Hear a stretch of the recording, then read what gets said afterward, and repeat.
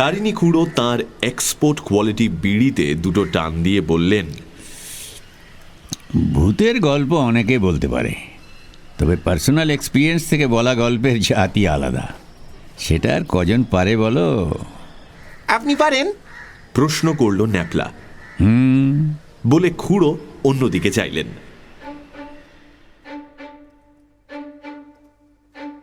Sunday suspense ক্লাসিক্সে আজ শুনবেন সত্যজিৎ রায়ের লেখা তারিণী খুড়োর দুটি কীর্তি, কনওয়ে কাসেলের প্রেতাত্মা এবং ডুমনিগড়ের মানুষ খেকো।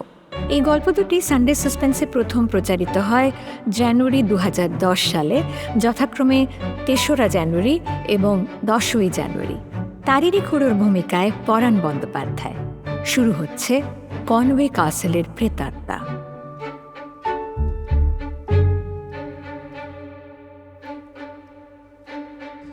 তারিণী খুড়োর এক্সপিরিয়েন্সের স্টক যে অফুরন্ত সেটা আমরা জানি। এই সেদিন অবধি সারা দেশময় টোটো করে বেরিয়েছেন। ভারতবর্ষের 33টা শহরে 56 রকম কাজ করেছেন উপার্জনের জন্য। তবে 1 বছরের বেশি কোনো কাজে টিকে থাকেননি, সে ব্যবসায়ী হোক আর চাকরিই হোক। এখন 64 বছর বয়সে চরকিবাজি থামিয়ে কলকাতায় এসে রয়েছেন বেনেটোলা লেনে একটা ফ্ল্যাট নিয়ে। এখানে বলে রাখি, তারিণী খুড়ো সকলেরই খুড়ো। বাবাও খুড়ো বলেন, আমিও বলি। ন্যাপলা একবার ওকে দাদু বলেছিল, তাতে খুড়ো মহা ক্ষেপে বললেন, এখনো বাস না পেলে অক্লেশে হেঁটে আসি বেনেটোলা টু বালিগঞ্জ। দাদু আবার কি খুড়ো বলবি? আমি আর পাড়ার 5টি ছেলে মিলে আমাদের দল। আমাদের বাড়িতেই আসেন তারিণী খুড়ো। এলেই খবর চলে যায়, আর 5 জন তুরান্ত চলে আসে খুড়োর গল্পের লোভে। একটা গল্পে পুরো একটা সন্ধে কেটে যায়। খুড়ো বলেন, আটের খাতিরে খানিকটা রং চড়ানো ছাড়া গল্পগুলো 16 আনা সত্যি।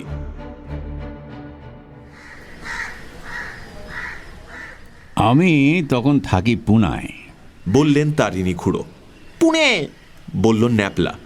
একটা গল্পের গন্ধ পাচ্ছি, ন্যাপলা যাতে বারবার ইন্টারাপ্ট না করে তাই তার কোমরে একটা চিমটি কেটে দিলাম। ওই হলো, বললেন তারিণী খুড়ো। পুনে পুনা, মুম্বাই বোম্বাই, তিরুচিরাপল্লী ত্রিচিনাপল্লী, যে কোনো একটা বললেই হলো। আর আমি যখনকার কথা বলছি তখন সবে স্বাধীনতা এসেছে।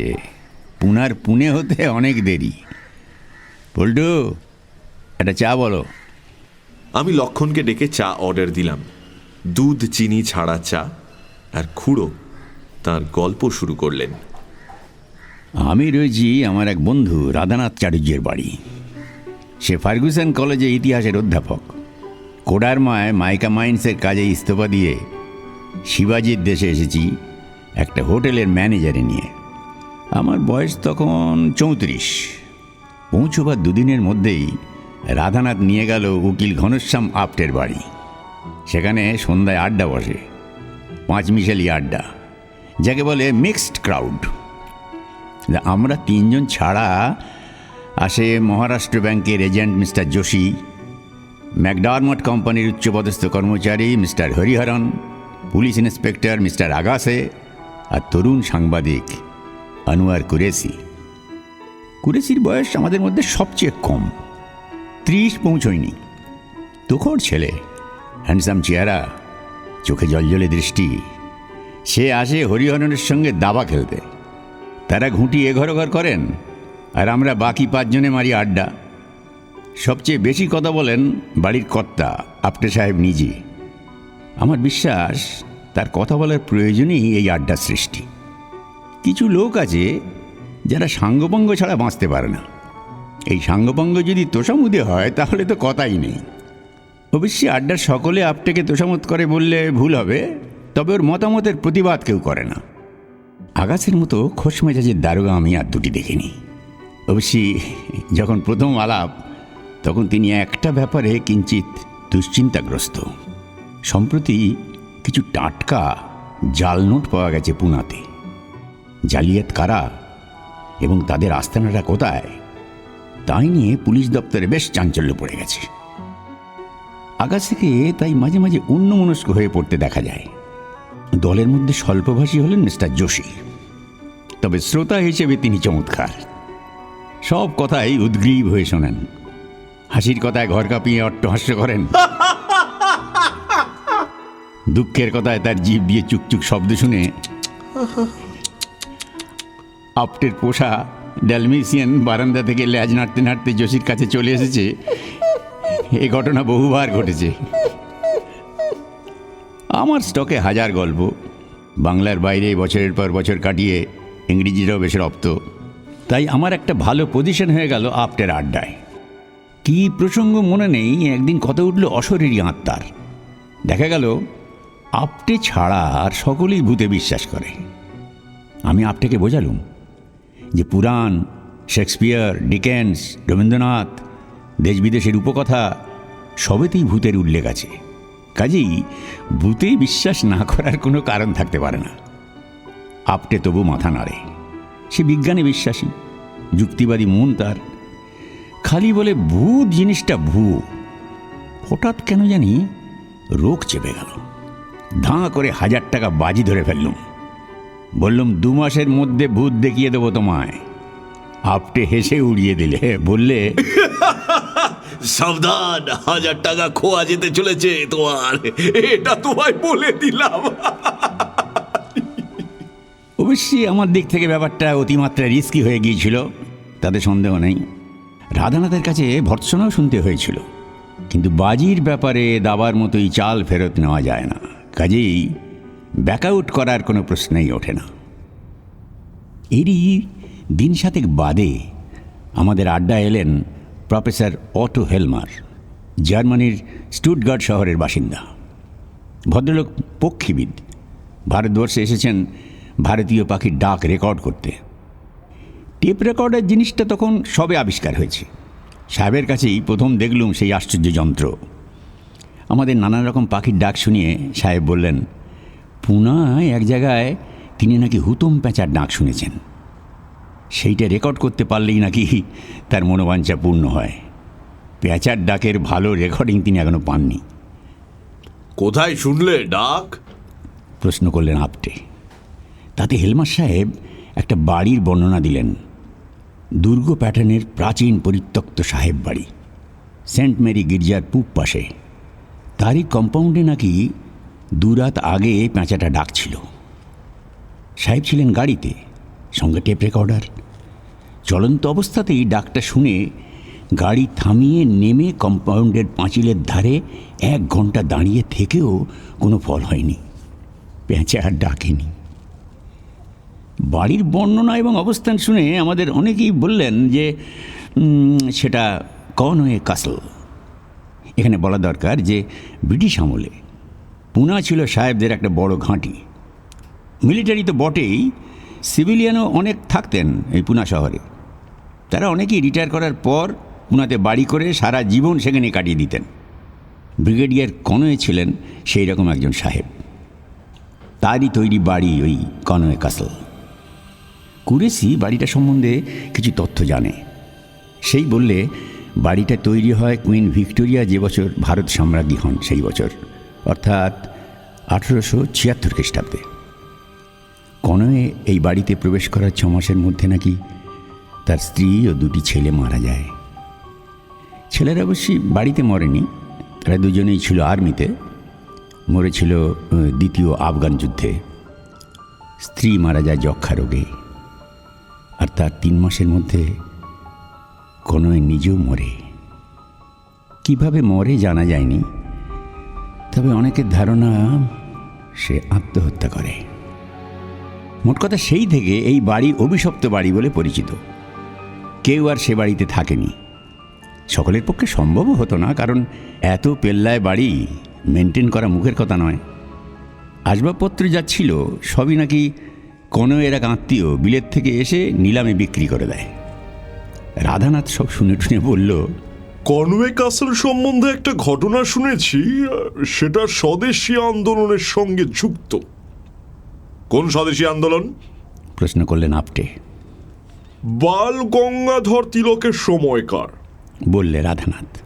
19 শতাব্দীর একেবারে শেষের দিকে মেজর লেথব্রিজ বলে এক সাহেবকে হত্যা করার চেষ্টা করেছিল এক সন্ত্রাসবাদী দল, আর তারা নাকি ওই কাসলে তাদের গুপ্ত ডেরা করেছিল, পরে আত্মসমর্পণ করে।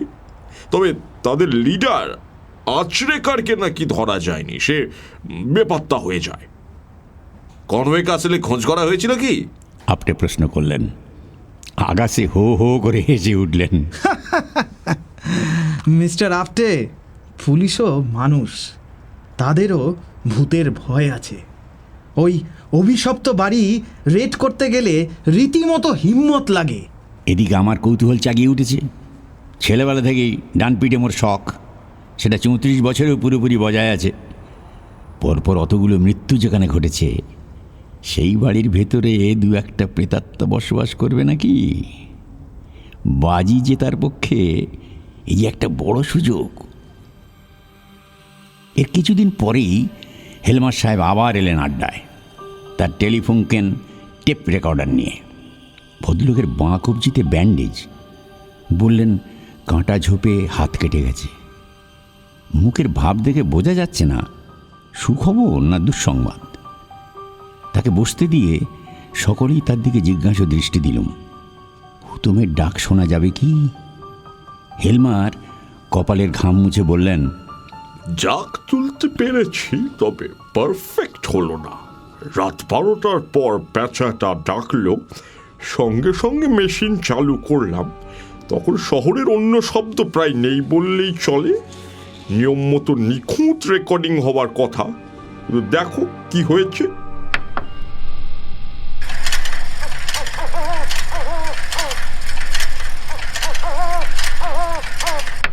শুনলাম প্যাঁচার ডাক।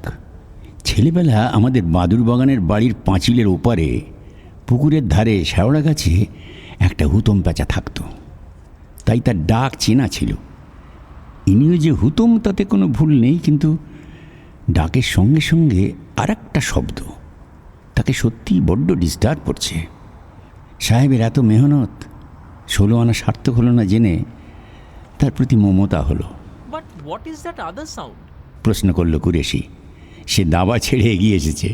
সেটাই তো বুঝতে পারছি না, বললেন হেলমার। মেশিনেই গন্ডগোল বলে মনে হচ্ছে। এর আগে তো এরকম হয়নি কখনো। শুনলে মনে হয় একটা যান্ত্রিক শব্দ, ঘটাং ঘটাং ঘটাং ঘটাং এইরকম। খুবই ক্ষীণ, কিন্তু জার্মান পক্ষীবিদের মন যে তাতে খুঁতখুত করবে তাতে আশ্চর্যের কিছু নেই। Play that again please. হঠাৎ বলে উঠলেন ইন্সপেক্টর আগাসে। তার শরীরটা টান, তার চোখে এক অদ্ভুত তীক্ষ্ণ দৃষ্টি, শিকারের গন্ধ পেলে যেমন হয় হিংস্র জানোয়ারের। হেলমার টেপটা ব্যাক করে আবার চালালেন। আগাসে কোমর থেকে শরীরটা ভাঁজ করে কানটা নিয়ে গেছেন একবারে স্পিকারের সামনে।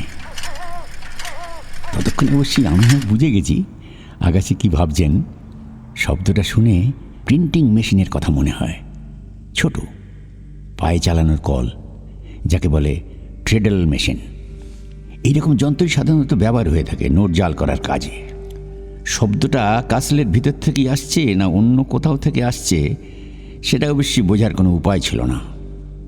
কিন্তু তাও আকাশে স্থির করলেন যে কনওয়ে কাসলে পুলিশের রেড হবে। আকাশের হুমকিতে নাকি কিছু কনস্টেবল রাজি হয়েছে অভিশপ্ত দুর্গে প্রবেশ করতে। এমনি খোশমেজাজ হলে কি হবে, অফিসার হিসেবে নাকি ভদ্রলোক অত্যন্ত কড়া। আমি কিঞ্চিত নিরাশ বোধ করছি। জালিয়াতরা যেখানে আস্তানা গেড়েছে সেখানে ভূত থাকার কোনো সম্ভাবনা আছে কি? মনে তো হয় না। পরদিনই রাত্রিরে রেড। আড্ডার সকলে ফলাফলের জন্য উদ্গ্রীব। এমন সময় ইন্সপেক্টর সাহেব এসে হাজির। সে কি, তোমাদের তো আজই রেড হওয়ার কথা? আমাদের ভাই আপটেই বিস্ময় প্রকাশ করলেন। আকাশে একটা বোকা হাসি হেসে মাথা নেড়ে সোফায় বসে পড়লেন। ভাবতে পারো, আজ বিকেল 5:30টায় সে গ্যাং ধরা পড়েছে। কোথায় কোথায় কোথায়? আমরা সমস্যারে জিজ্ঞেস করে উঠলাম। নাসিক। বললেন আকাশে। তাহলে এই শব্দটা টেপ রেকর্ডারেই কোনো গন্ডগোল হবে। ওটা বাইরের কোনো শব্দ না। কাল মাঝরাত্রিরে আমি কাসেলের আশেপাশে ঘোরাঘুরি করে কোনো শব্দই পাইনি। আর কিছু বলার নেই। সমস্ত ব্যাপারটার মধ্যে একটা বেলুন চুপসানো ভাব, অথচ তার কোনো কারণ নেই। জালিয়াতের দল ধরা পড়েছে, এ তো ভালো কথা, কিন্তু পুনার কনয়ে কাসলে ধরা না পড়েছে অন্য শহরের অন্য জায়গায়। কিন্তু তাও বলতে হবে, যা ঘটেছে তার মধ্যে যেন নাটকের অভাব। অবশ্যই পর মুহূর্তেই মনে হলো, জালিয়াত যখন নেই তখন ভূত থাকতে বাধা কি? কনয়ে কাসলে একবার হানা দিলে দোষ কি? চাটা শেষ করে আমি কথাটা বেড়ে বসলাম। কে কে যেতে রাজি আছো বলো? যোশী গোড়াতেই বললে তার ধুলোয় অ্যালার্জি, তাই ওই পোড়ো বাড়িতে যাওয়া সম্ভব নয়।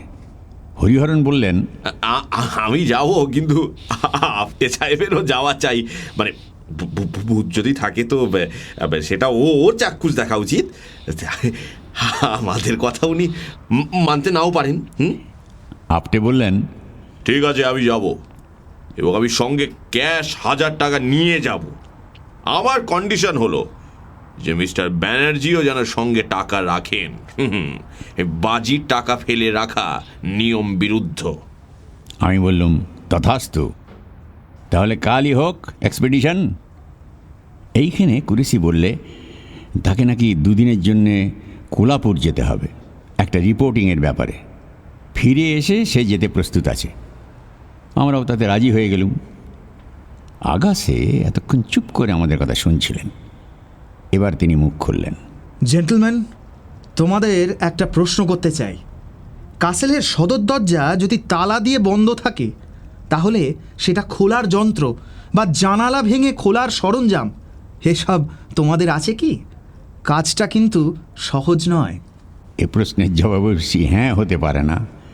আমাদের যেটা আছে সেটা হলো উৎসাহ আর উদ্যম। যন্ত্রপাতি থাকবে কোত্থেকে? আমরা ওর মুখ চাওয়াচাই করছি দেখে আগাছে একটু হেসে বললেন, কাজেই বুঝতে পারছ, আমি ছাড়া তোমাদের গতি নেই। ভালোই হলো, শুধু জানালা দরজা ভেঙে খোলার সরঞ্জাম নয়, একটি আগ্নেয়াস্ত্রও থাকবে সঙ্গে। এটাও কম ভরসা নয়। জুন মাস, দিনে বেজায় গরম, রাত্রের দিকটা তবু একটু ঝিরঝির হাওয়া দেয়। বন্দোবস্ত অনুযায়ী খাওয়া দাওয়া সেরে ঠিক 11:30টার সময় আমরা 6 জন সেন্ট মেরি গির্জার সামনে জমায়েত হলাম।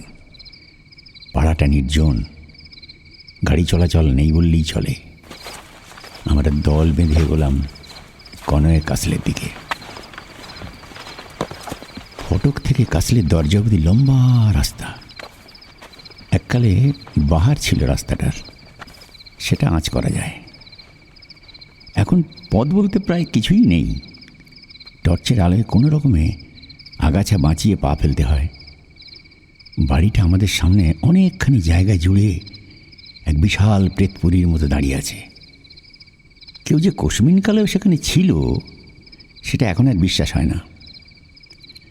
দলে আছি বলে রক্ষে, না হলে যতই ডানপিটে হই না কেন, 80 বছরের মধ্যে মানুষের পা পড়েনি এমন একটা থমথমে অন্ধকার অট্টালিকার সামনে দাঁড়িয়ে বুকের মধ্যে যে একটা ট্রেডল মেশিন চলতে শুরু করেছে সেটা তো অস্বীকার করা যায় না।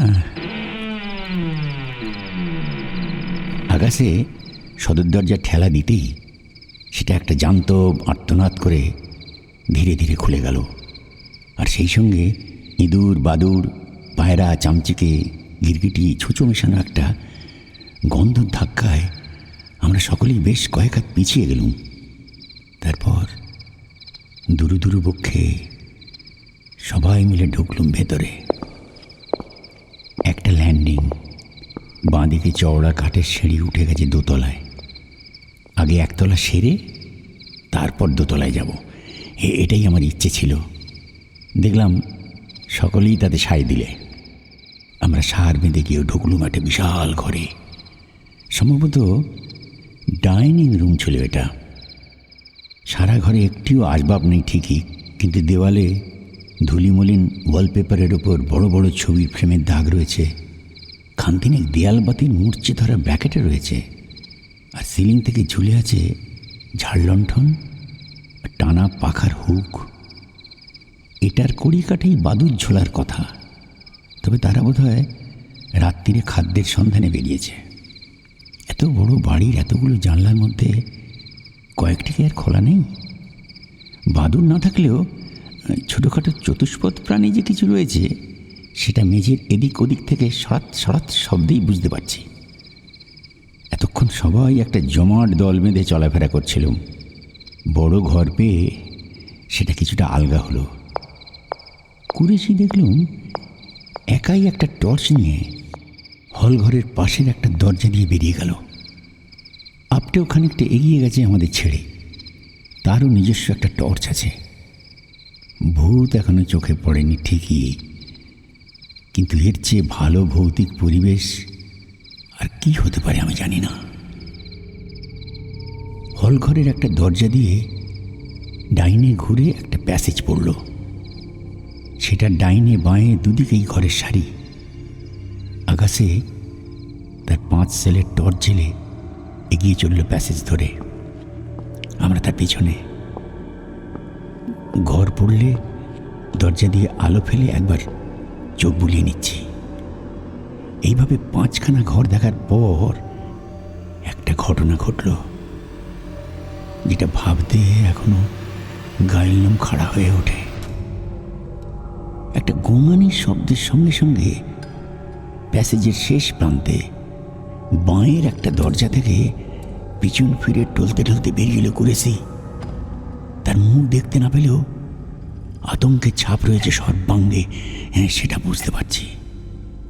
ঘাড় কুঁজো, হাত দুটো পিছনে এবং কনুইয়ের কাছে ভাঙা, হাতের আঙুলগুলো ফাঁক। আকাশের সঙ্গে আমরাও দৌড়ে গেলাম কুরেশির দিকে। আপনিও এখন আমাদের সঙ্গেই রয়েছে। কি হলো? কি ব্যাপার? আকাশে ব্যস্তভাবে প্রশ্ন করলে কুরেশি কাঁপা হাত দিয়ে খোলা দরজার দিকে দেখিয়ে দিলে। ঘরের ভেতর আলকাতরা অন্ধকার। আকাশে তার টর্চটা ফেলতে প্রথমে বিপরীত দিকের দেয়াল ছাড়া আর কিছুই দেখা গেল না। তারপর টর্চটা একটু তুলতেই যা দেখলাম তাতে শরীরের রক্ত হিম হয়ে গেল। সিলিং থেকে ঝুলছে দড়ি, আর সেই দড়ি ফাঁস দিয়ে বাঁধা একটি আস্ত নরকঙ্কালের গলায়। ধন্যী ইন্সপেক্টর আকাশে। এই চরম আতঙ্কের মধ্যেও সে দিব্যি ঠান্ডা গলায় বললে, ইনি সেই স্বদেশি গ্যাংয়ের লিডার আচরেকার বলে মনে হচ্ছে। এই কারণেই বেপাত্তা হয়ে গেছিলেন ভদ্রলোক। But skeleton is not a ghost. ঠিক বলেছেন মিস্টার আপটে। এবং তিনিও যেমন দিব্যি স্বাভাবিকভাবে বললেন কথাটা, হ্যাঁ, তাতে তার নার্ভের তারিফ না করে পারা যায় না। সরি, বললেন কুরেশি। আসলে হঠাৎ সামনে কঙ্কালটা দেখে একটু বেসামাল হয়ে পড়েছিলাম। কিন্তু ওটা কি? প্রশ্নটা করলেন আকাশে। তার টর্চের আলো এখন সিলিং থেকে নিচের দিকে নেমেছে। ঘরের কোণে ধুলো আর মাকড়সার জালে মুড়ি দেওয়া কিসের জানি একটা স্তূপ। আলোটা ভালো করে ধরতে বুঝতে পারলাম জিনিসটা কি, আর পেরে একেবারে তাজ্জব বনে গেলুম। এই যে দেখছি একটা ট্রেডল মেশিন, এখানে ছাপার যন্ত্র কি করছে? আকাশে ব্যাপারটার একটু খুব সহজ এক্সপ্লেনেশন দিয়ে দিলেন। বললেন, এটা যদি সন্ত্রাসবাদীদের ঘাঁটি হয়ে থাকে তাহলে ছাপার কল থাকা অস্বাভাবিক নয়। 1 নম্বর, তাদের মুখপত্র লুকিয়ে ছাপবার জন্যে কলের দরকার হতো। 2, সন্ত্রাসবাদীরা টাকার প্রয়োজনে নোট জাল করেছে, এও অনেক শোনা গেছে। রাধানাথ একথায় সায় দিল। মাথার উপর ঝুলন্ত কঙ্কাল আর তার নিচে নির্জীব যন্ত্রটা অদ্ভুতভাবে যেন এক অতীত যুগের সাক্ষ্য দিচ্ছে। আরও অনুসন্ধানের প্রয়োজন আছে কি? প্রশ্ন করলেন মিস্টার আপটে। আমরা সকলেই বললাম যে যখন এসেছি তখন সারা বাড়িটা না দেখে ফিরব না। আমি অবশ্যই কথাটায় সবচেয়ে বেশি জোর দিলাম। কঙ্কাল হলো মৃত ব্যক্তির দেহের পরিণাম। তার আত্মা কী অবস্থায় আছে তা কে বলতে পারে?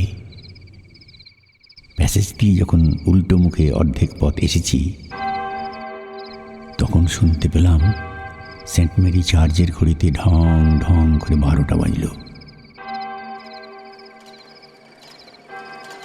ঘন্টার রেশ মিলিয়ে যাবার সঙ্গে সঙ্গে আরেকটা শব্দ শুরু হলো, যেটা আমাদের হাঁটা বন্ধ করে দিল।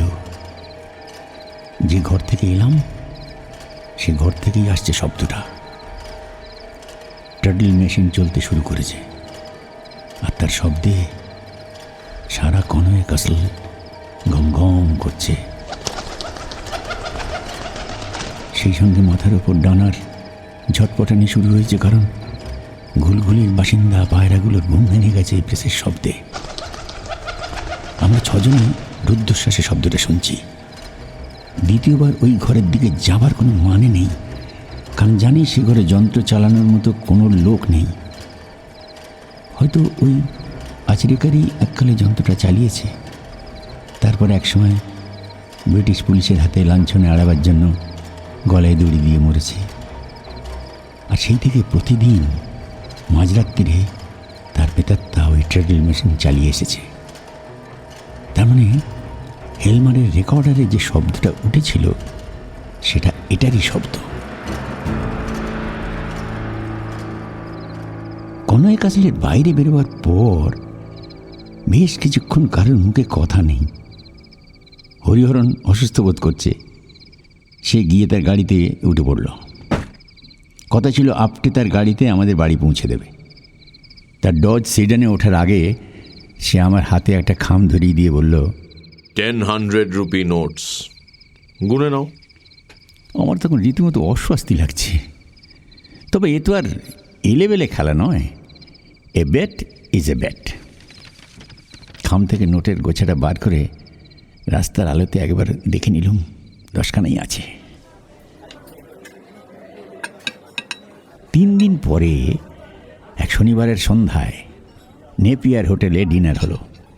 আমি খালুম। তখনকার সস্তা ঘণ্টার দিনে 7 জনের বিল হলো 190 টাকা। আজ হলে বড় হোটেলে 7 জনের 5 কোর্স ডিনার 1000 টাকায় হতো কিনা সন্দেহ। গল্প শুনে ন্যাপলা বলল, তাহলে খুব দাম মারলেন বলুন। খুড়ো উত্তর দিতে একটু সময় নিলেন, কারণ সদ্য আনা 3য় কাপ চায়ে গলা ভেজানো আছে, তারপর বিড়ি ধরানো আছে। তা বটে। অবশেষে বললেন খুড়ো, তবে ঘটনা শেষ এখানেই নয়। আরো আছে? আমরা সকলেই প্রশ্ন করলাম। এরপরে আর কি থাকতে পারে সেটা ভেবে পাচ্ছিলাম না। তারিণী খুড়ো বলে চললেন, ঘটনার কদিন পরে এক সকালে আমাদের বাড়িতে এসে হাজির হলো আমাদের আড্ডার সাংবাদিক আনোয়ার কুরেশি। বললে, আমার গাড়ি আছে, তোমাদের একটা জায়গায় নিয়ে যেতে চাই, ব্যাস 20 মিনিট মতন স্পেয়ার করতে হবে। কৌতূহল হলো। রাধানাথ আর আমি গিয়ে উঠলুম তার গাড়িতে। কুরেশি নিজে ড্রাইভ করে। কিছু দূর যেতেই বুঝলাম গাড়ি চলেছে আবার সেই কনওয়ে ক্যাসলের দিকে। কেন যাচ্ছে সে কথা বললে না ছোকরা, খালি বললে এ কদিনে সে নাকি আরও তথ্য আবিষ্কার করেছে কনওয়ে সাহেব সম্বন্ধে। একটি খবর নাকি বিলিতি কাগজে ছাপেনি, দিশি কাগজে পেয়েছে সেটা কুরেশি। ব্রিগেডিয়ার কনওয়ে তার এক পাংখাবারদারকে বুট দিয়ে লাথিয়ে মেরে ফেলেছিলেন। তাতে রাধানাথ বললে সেটা নাকি সে যুগের একটা স্বাভাবিক ঘটনা। গরমকালে মাঝরাত্রিরে পাংখাবারদার পাখা টানতে টানতে ঘুমিয়ে পড়ত। মশার কামড়ে ঘুম ভেঙে যেত সাহেবের, আর তখন রেগে দিকবিদিক জ্ঞান হারিয়ে এমন প্রহার করত ভৃত্যকে যে সে বেচারা অনেক সময় মরেই যেত। মিনিট 5 মধ্যেই গাড়ি গিয়ে থামল কনওয়ে ক্যাসলের গেটের সামনে। কুরেশির পিছন পিছন আমরা গিয়ে ঢুকলাম ক্যাসলের ভেতর। দিনের বেলাও রীতিমতো অন্ধকার, ঢুকলে গা ছমছম করে।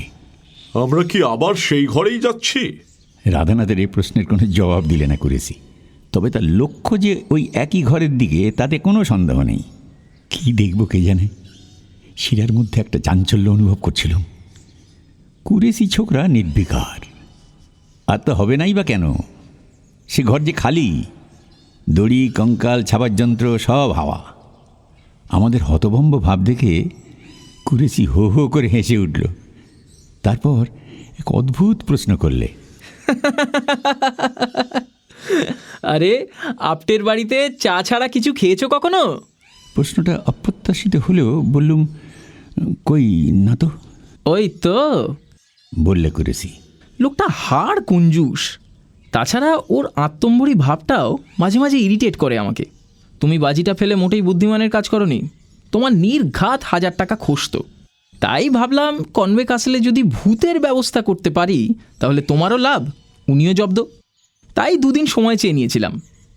কঙ্কালটা আমার বন্ধু আর্টিস্ট কুলকার্নির বাড়ি থেকে আনা। ট্রেডল মেশিনটা শিবাজি জপ্রেসের। প্রোপ্রাইটার মধুকর ঢন্ডির ছেলে আমার সঙ্গে স্কুলে পড়তো। ওটার জন্য কিছু দক্ষিণা লাগবে। আর ওদেরই আপিসের এক ছোকরা অন্ধকারে ঘাপটি মেরেছিল, সেই কলটা চালায়। বেচারা অনেক মশার কামড় খেয়েছে, তাকে কিছু বকশিস দিয়েছি। আমি আর কথা বলতে দিলাম না কুরেসিকে। এক হিসেবে পুরো টাকাটাই ওর প্রাপ্য, কিন্তু 500-র বেশি কিছুতেই নিতে রাজি হলো না। প্যাসেজ থেকে বেরিয়ে যখন ল্যান্ডিংয়ে এসেছি তখন কুরেসি বললে, একবার দোতলায় যাবে নাকি? দেখবার জিনিস আছে কিন্তু। এলেই যখন কাঠে ছিঁড়ি দিয়ে যুদ্ধের দামামার মতো শব্দ তুলে 3 জনের ওপরে হাজির হলুম। ল্যান্ডিং পেরিয়ে বৈঠকখানা। একটা সনসন মচমচ শব্দ পাচ্ছিলাম, কিন্তু সেটা যে কি সেটা বুঝতে পারছিলাম না। বৈঠকখানায় ঢুকে প্রচণ্ড চমক।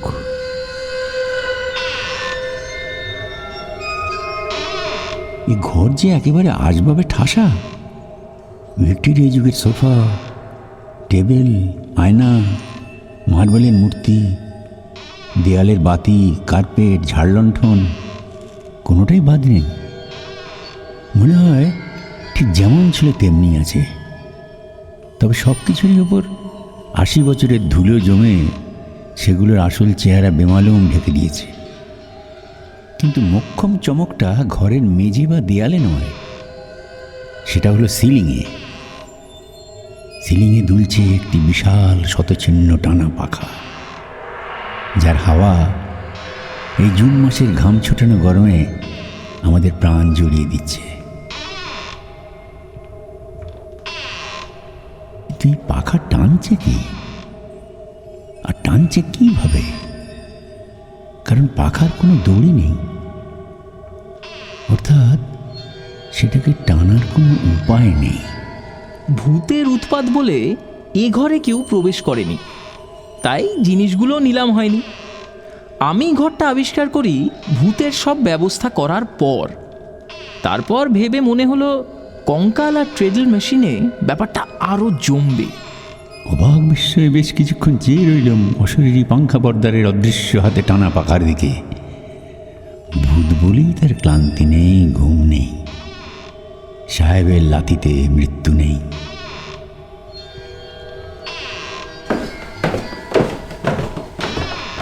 আমরা যখন সিঁড়ি দিয়ে নামছি তখন বেশ কিছুক্ষণ ধরে শুনতে পেলাম ওই টানা পাখার শব্দ।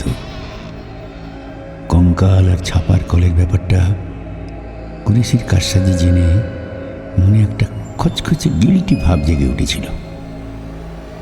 এখন বুঝতে পারলাম দিব্যি নিশ্চিন্ত লাগছে।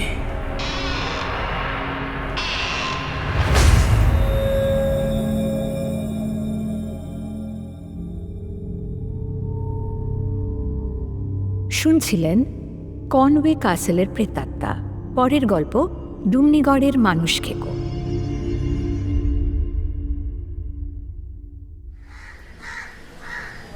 আমি তখন ছিলাম ডুমনিগড় নেটিভ স্টেটের ম্যানেজার। বললেন তারিণী খুড়ো। ডুমনিগড় ম্যাপে আছে? জিজ্ঞেস করলো ন্যাপলা।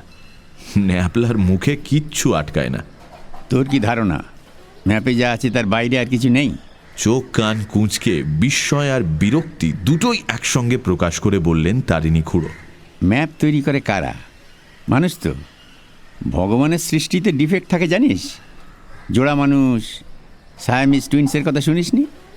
হাতে 6টা করে আঙুল, বাছুরের 2টো মাথা, এসব শুনিসনি?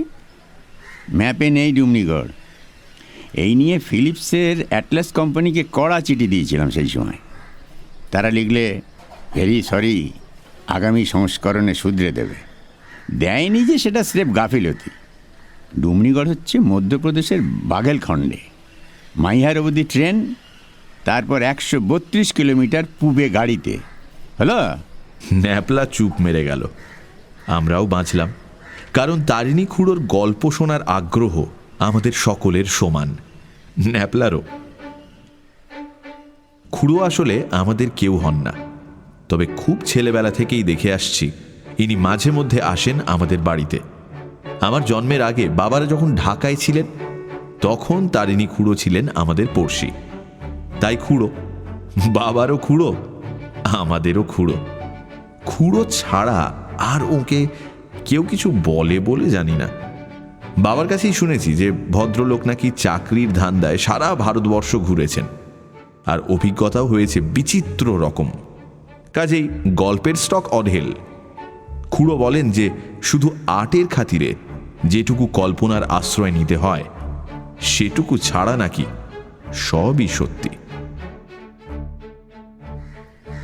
গল্পের প্রথম লাইন বলে থেমে গেছেন খুড়ো, কারণ তার ফরমাস মতো দুধ চিনি ছাড়া চা এসে গেছে। এই জিনিসটি একটু বেশি রসিয়ে রসিয়ে খাচ্ছেন দেখে ন্যাপলা অধৈর্য হয়ে বলল, ডুমনিগড়ে হলোটা কি? বলছি বললেন তারিণী খুড়ো। এই রটি খাওয়ার অভ্যাস আমার ডুমনিগড় থেকেই। রাজা ভূদেব সিংয়ের হয়েছিল ডায়াবেটিস। এককালে 7 রঙের 7 রকম মিঠাই বরাদ্দ ছিল রোজ দুবেলা। তাছাড়া নিয়মিত মদ্যপান করতেন। আমার ডাক পড়তো সন্ধেবেলায়, যেদিনই খুলতেন সঁপায়ের বোতল। সঁপে নামটা আমাদের সকলের কাছেই নতুন। অশিক্ষিতরা যেটাকে বলে শ্যাম্পেন, বললেন খুড়ো। যাই হোক, রাজা একদিনে সব পরিত্যাগ করেন। আমার চোখের সামনে 16 স্টোন থেকে 9.5 স্টোনে নেমে এলো ওজন, আর সেই সময়ই খুনটা হয়। খুন? আমাদের 5 জন শ্রোতার 5 রকম গলায় একসঙ্গে উচ্চারিত হলো প্রশ্নটা। হ্যাঁ, খুন। রাজার 3 ছেলে, শ্রীপদ, ভূপদ আর অনুপ। ছোটটা রায়পুরে রাজকুমার কলেজে পড়ে, আর বড় দুটো পড়াশুনো শেষ করে ডুমনিগড়েই থাকে। বড় শ্রীপতি হলো খুন। শ্রীপতের ইয়ার ছিল নারায়ণ শ্রীমল, ধনী ব্যবসাদার, ডুমনিগড়ের রাইস কিং পুরুষোত্তম শ্রীমলের একমাত্র ছেলে। জুয়ার আড্ডা বসত নারায়ণের বাড়িতে। এক সন্ধ্যায় তুমুল বচসা হয় শ্রীপদ আর নারায়ণে, প্রায় হাতাহাতি। শ্রীপদ জিতছিল প্রায় 20,000 টাকা। সেই সময় নারায়ণের হাতে তার জোচ্চুরি ধরা পড়ে যায়। নারায়ণ শাসায় তাকে খতম করবে বলে। যাই হোক, খেলা শেষ করে বাড়ি ফিরছিল শ্রীপদ। তখন রাত 11টা। হেঁটেই ফিরত। রাজবাড়ি থেকে শ্রীমলদের বাড়ি হাফে মাইল। পথে পড়ে রাম সরোবর, ভারী সুদৃশ্য লেক। ঠিক মধ্যিখানে একটি শ্বেতপাথরের মিনি প্রাসাদ। নৌকো করে যাওয়া যায় সেখানে। সেই লেকের ধারে কে জানি রিভলভার দিয়ে গুলি করে শ্রীপদকে। পয়েন্ট ব্ল্যাঙ্ক রেঞ্জ থেকে মেরেছে, এক গুলিতেই সাবাড়। পুলিশ নারায়ণকে সন্দেহ করে। সেই যে শ্রীপদকে মারবে বলে শাসিয়েছে, সে কথা জেরাতে আড্ডার সকলেই স্বীকার করে। কিন্তু শেষ পর্যন্ত উপযুক্ত প্রমাণের অভাবে নারায়ণ বেকসুর খালাস পেয়ে যায়। আমি অবশ্য খুনের সময় কাছেই ছিলাম। বলেন কি? আবার 5টা গলা একসঙ্গে। জোনাকি স্টাডি করছিলাম, বললেন তারিণী খুড়ো। সামনে দেওয়ালি। রাজাকে কথা দিয়েছিলাম পিদ্দিমের বদলে একটা নতুন ধরনের বাতির বন্দোবস্ত করব। ইলেকট্রিক নয়, কাঁচের টিউবের অর্ডার দিয়ে দিয়েছিলাম। রাজবাড়ির যত ব্যালকনি আর যত বারান্দা, সব কটার আলসে আর রেলিংয়ের ওপর টিউব বসানো থাকবে, আর তার মধ্যে ছাড়া থাকবে জোনাকি। অবশ্যই নিঃশ্বাস প্রশ্বাসের জন্য ফুটো থাকবে টিউবে। নির্ঘাত চমকপ্রদ ব্যাপার হতো। তবে বড় কুমারের মৃত্যুর জন্য সেবার আর কোনো ঘটা হয়নি দেওয়ালিতে। আপনি খুনিকে দেখেছিলেন? জিজ্ঞেস করলো ন্যাপলা। না, দেখিনি। গুলি করেই সে পালায়। তবে খুনের খবরটা আমিই দিই। আমি যদি অন্যমনস্ক না থাকতাম, তাহলে হয়তো খুনিকে হাতে নাতে ধরে ফেলতে পারতাম, কিন্তু সেটা হবার ছিল না। ফলে একটা জলজ্যান্ত অপরাধী চিরকালের মতো রেহাই পেয়ে গেল। তারিণী খুড়ো বিড়ি ধরাতে থেমেছেন। আমরা মুখ চাওয়াচাবি করছি। গল্প শেষ কিনা তাও বুঝতে পারছি না। এমন সময় খুড়ো আবার শুরু করলেন। এদিকে বড় ছেলের মৃত্যুতে রাজা আঘাত পেয়েছেন খুবই, আর তাতে অসুখও গেছে বেড়ে। এমন সময় একটা অন্য গণ্ডগোল দেখা দিল। খুনের মাসখানেক আগে 2 আমেরিকান এসেছিল রাজার অতিথি হয়ে। আসল উদ্দেশ্য শিকার। ডুমনিগড়ের পূব দিকে পাহাড়ের শ্রেণী, আর তার পাদদেশে গভীর জঙ্গল, যাকে বলে হান্টার্স প্যারাডাইস। বহু বিদেশি শিকারী ডুমনিগড়ে এসে শিকার করে গেছে। রাজা তাদের জন্য ঢালাও বন্দোবস্ত করে দিয়েছেন। বিটাররা বন পিটিয়ে, কাঁশি ক্যানেস্তারা পিটিয়ে বাঘ এনে ফেলে দিয়েছে শিকারীদের সামনে, আর তারা হাতির পিঠ থেকে শার্দুল সংহার করে খুশি মনে দেশে ফিরে গেছে। এইবার এই 2 আমেরিকানের একটি নাম স্যাঙ্গার 40 হাত দূর থেকে পরপর 2টি গুলি মেরেও বাঘকে জখমের বেশি কিছু করতে পারল না। একটা গুলি লাগলো লেজে, একটা পিছনের পায়ের গোড়ালিতে। সেই বাঘ এখন হয়ে গেছে নরখাদক। এটা খুবই স্বাভাবিক ঘটনা, তোরা জানিস বোধহয়। পুলাম্বি, হাড্ডা আর থুয়ারা পাহাড়ের নিচে এই 3টি গ্রাম থেকে 17 জন মেয়ে পুরুষকে ধরে নিয়ে গেছে সেই বাঘ। গায়ের লোকে রাজার কাছে এসে হত্যা দিয়েছে। ওই বাঘের শেষ না দেখা পর্যন্ত তাদের স্বস্তি নেই। বাঘের ভয়ে তারা বাড়ি থেকে বেরোতে পারে না। সেই সুযোগে তাদের ক্ষেতের ফসল খেয়ে নিচ্ছে হরিণ আর শুয়োরের দল। রাজা ডেকে পাঠালেন আমাকে, বললেন, ট্যারি। রাজা আমাকে ট্যারি বলেই ডাকতেন। ট্যারি, এখন তুমি ভরসা। এই ম্যান ইটারের একটা বিহিত না করলেই নয়। তোমার কি লোকজন লাগবে বলো, আমি দিয়ে দিচ্ছি। তুমি 2-1 দিনের মধ্যেই বেরিয়ে পড়ো। এখানে বলা দরকার যে মেজকুমার ভূপত সিংও শিকারে সিদ্ধহস্ত। 23 বছর বয়স, কিন্তু এর মধ্যেই বড় বাঘ ছোট বাঘ মিলে সংখ্যা দাঁড়িয়েছে 73। তবে এটা জানি যে রাজা মেজকুমারের খুব একটা ভক্ত নন, কারণ সে অতি উচ্ছৃঙ্খল প্রকৃতির ছেলে।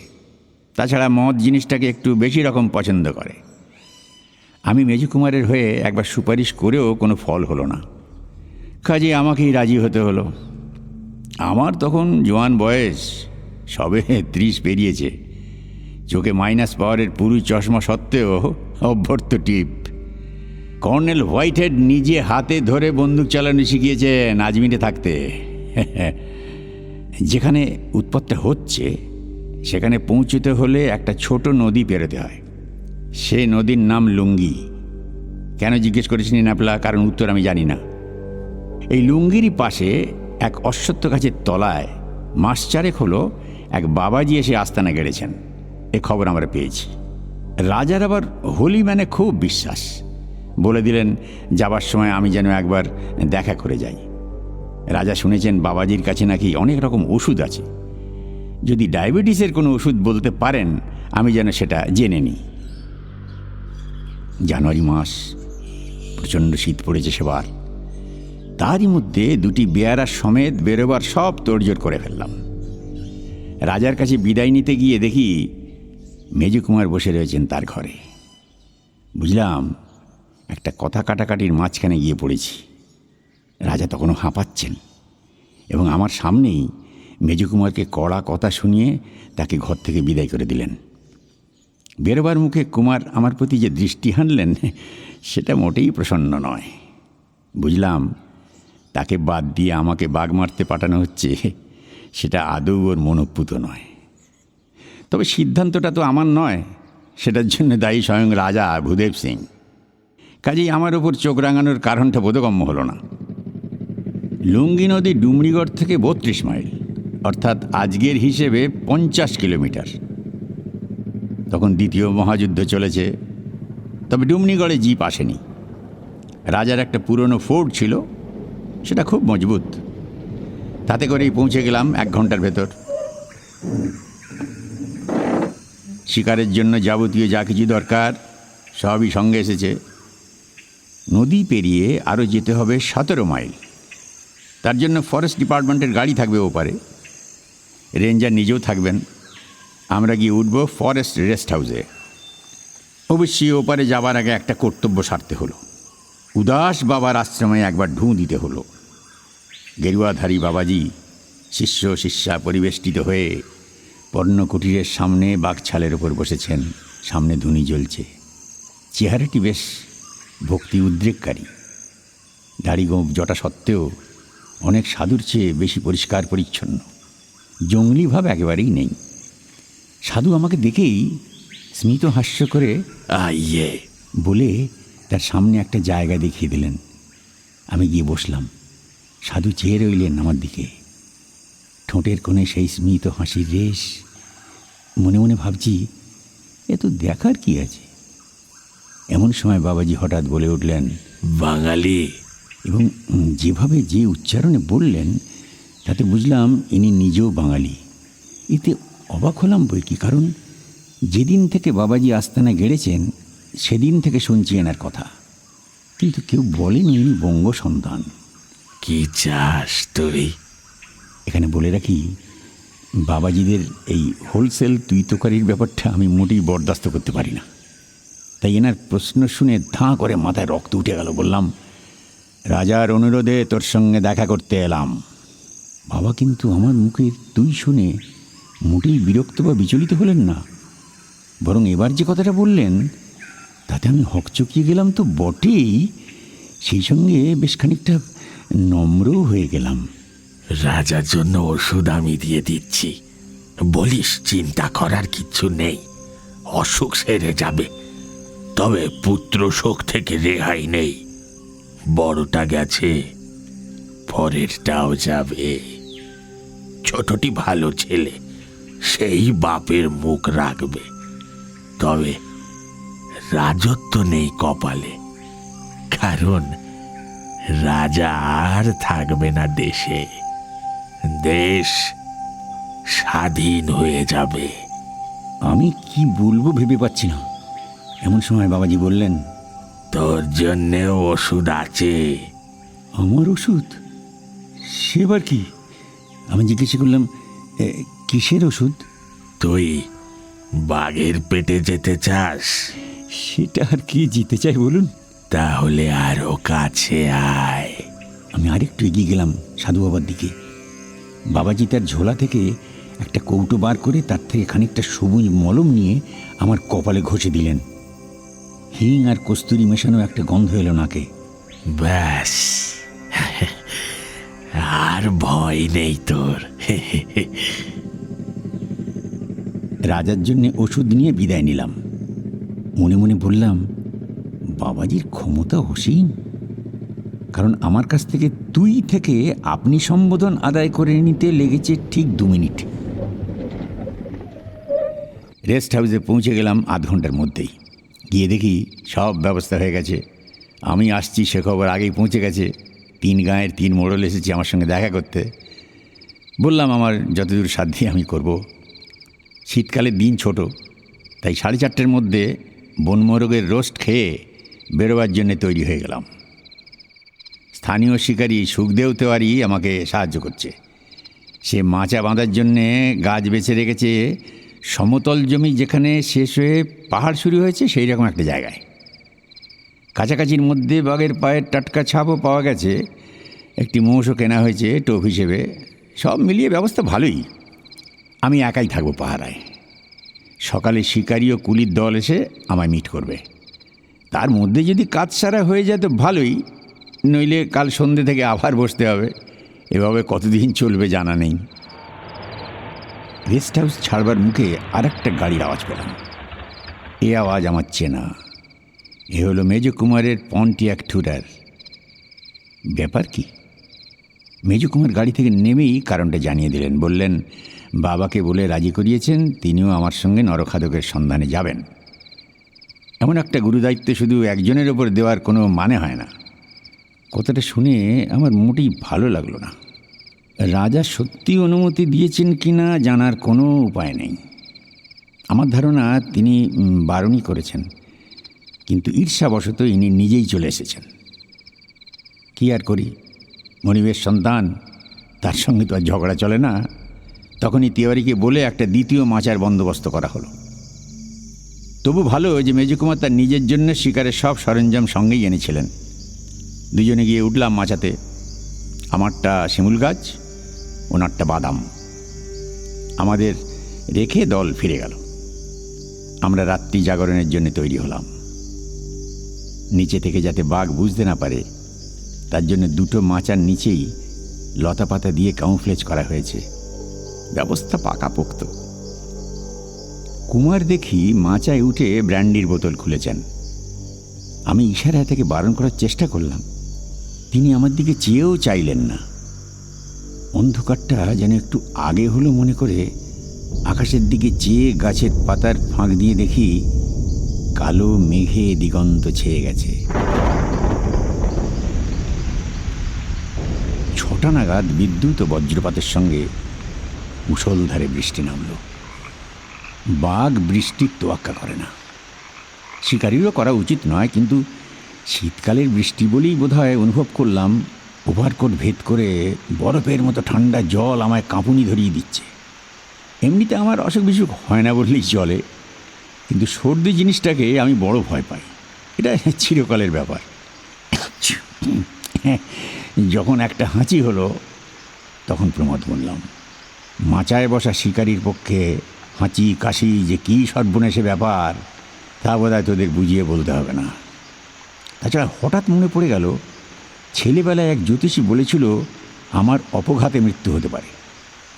একে বাজ পড়ছে, তাই গাছের উপর বসা। পরিস্থিতিটা মোটেই ভালো লাগলো না। এবার কুমারকে ইশারা করে জানালাম আমি মাচা থেকে নেমে পড়ছি। আজ আর ম্যানিটারের সঙ্গে মোকাবেলা হবে না, কারণ এই হাঁচি শুনে তিনি আর এ তল্লাটে আসবেন না। নিচে মোষটা জলে ছটফট করছে, তার গলায় বাঁধা ঘণ্টা অনবরত টিংটং করছে। মাচা থেকে নামতে নামতে মনে হলো মেজ কুমারের ভাগ্য ভালো। নরখাদক সংহারের ক্রেডিটটা হয়তো তিনি একাই পাবেন। আমার এখন আশ্রয় নেওয়া ছাড়া গতি নেই। এই বৃষ্টিতে আর ভিজলে নিউমোনিয়া অবধারিত।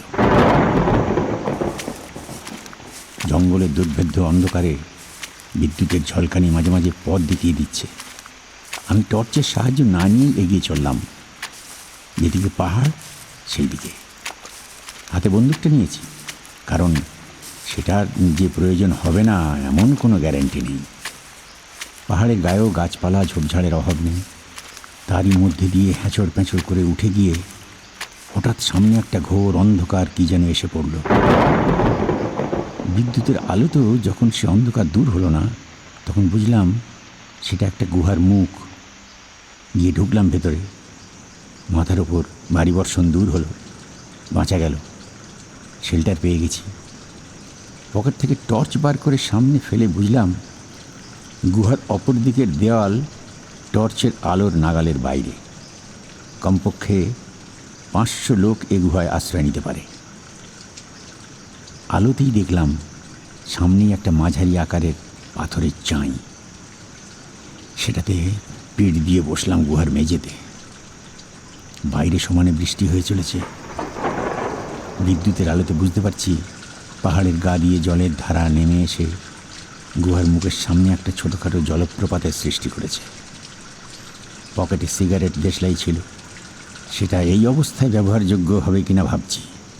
এমন সময় তড়িৎ ঝলকানিতে একটা ব্যাপার দেখে চমকে উঠলাম। একটি লোক এসে গুহার ভেতর ঢুকল। লোকটির সামান্য খুঁড়িয়ে হাঁটা থেকে বুঝতে পারলাম ইনি মেজ কুমার। তার 7 বছর বয়সে পায়ের পাতার উপর দিয়ে চলে যায় বাপের রোলস রয়েস গাড়ি। সাহেব ডাক্তার মেজর স্টেভিন্সের অস্ত্রোপচারের ফলে পা সেরে যায় ঠিকই, কিন্তু ডান পায়ের তুলনায় 1 ইঞ্চি ছোট হয়ে যায়। তার ফলেই এই খোঁড়ানো। মেজ কুমারের অন্ধকার দেহ আমার দিকে এগিয়ে এসে আমার পাশেই বসল। একটা বোটকা গন্ধ কিছুক্ষণ থেকে পাচ্ছিলাম। তার সঙ্গে এবার হেনেসি ব্র্যান্ডির গন্ধ যোগ হলো। তারপর অনুভব করলাম গরম নিঃশ্বাস পড়ছে আমার মুখের ওপর। তারপর মেজ কুমারের কণ্ঠস্বর প্রবেশ করলো আমার কানে।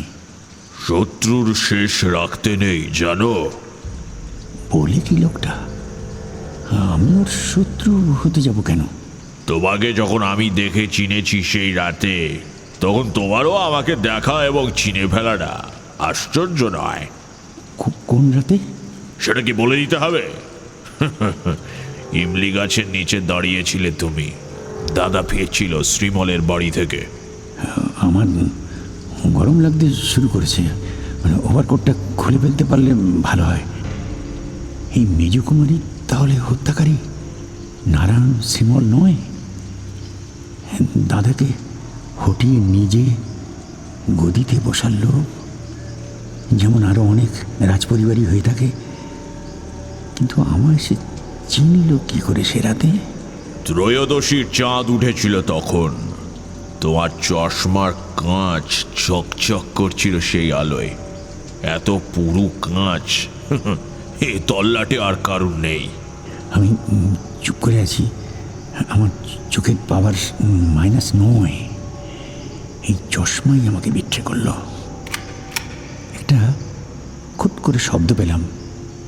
মেজকুমারের টোটা ভরা রাইফেল উঁচিয়ে উঠেছে। ও আমার মধ্যে ব্যবধান 2 হাতের। ওই বাঘমারা 12 বোরের আগ্নেয়াস্ত্র এই দূরত্ব থেকে আমার উপর প্রয়োগ করলে আমার দেহ শতটুকরো হয়ে ছড়িয়ে পড়বে গুহার চারিদিকে। কিন্তু ওটা কি? একটা জোড়া জ্বলন্ত মার্বেল এগিয়ে আসছে আমার দিকে মেজকুমারের পেছন থেকে, আর তার সঙ্গে সেই বোটকা গন্ধ। Say your prayers, Mr. Banerjee. বিদ্যুতের আলোকে বন্দুকের ইস্পাতের নল ছিলিক দিয়ে উঠল, আর পর মুহূর্তে একটা ভারী ধাতব শব্দে বুঝতে পারলাম বন্দুক গুহার মেঝেতে আছড়ে পড়েছে।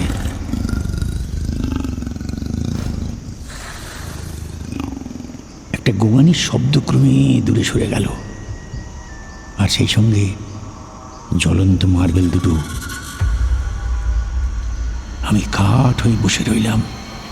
ক্রমে বজ্র বিদ্যুতের তেজ কমে এলো, বৃষ্টির শব্দ থেমে গেল।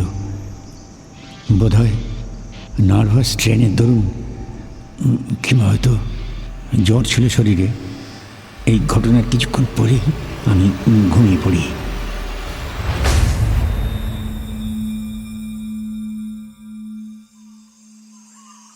যখন ঘুম ভাঙল তখন ভোর হয়ে গেছে।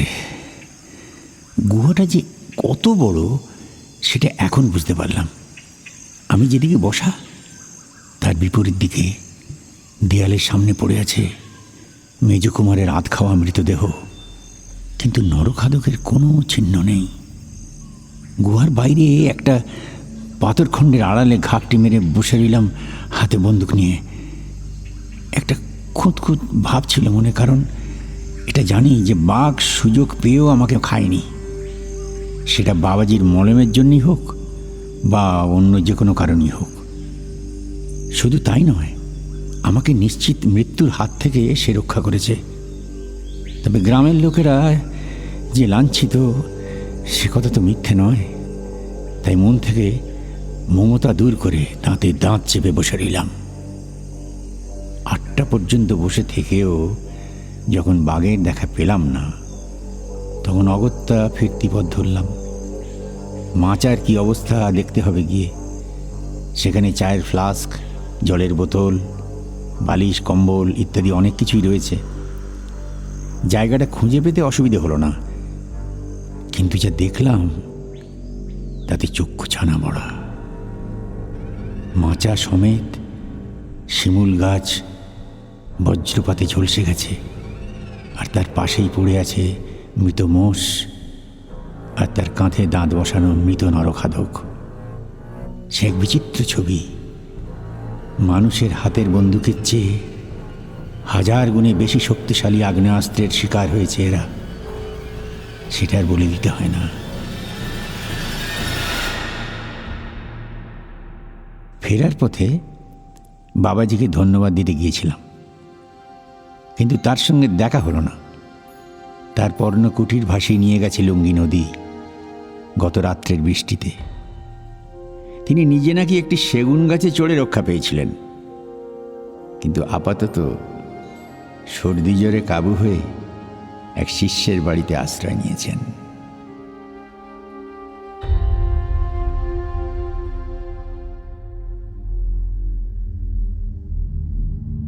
সানডে সাসপেন্স ক্লাসিক্সে আজ শুনলেন দুটি তারিণী খুড়োর কাহিনী। রচনা সত্যজিৎ রায়। তারিণী খুড়োর ভূমিকায় পরাণ বন্দ্যোপাধ্যায়, বিভিন্ন চরিত্রে আগাশে অনির্বাণ, কুরেশি নীল, গল্প পাঠে এবং অন্যান্য ভূমিকায় মীর, শব্দগ্রহণ, আবহ সঙ্গীত এবং স্পেশাল এফেক্টসে রিচার্ড, প্রচার অলঙ্করণ জয়েন দ্য ডটস, পরিকল্পনা ও পরিচালনায় ইন্দ্রাণী।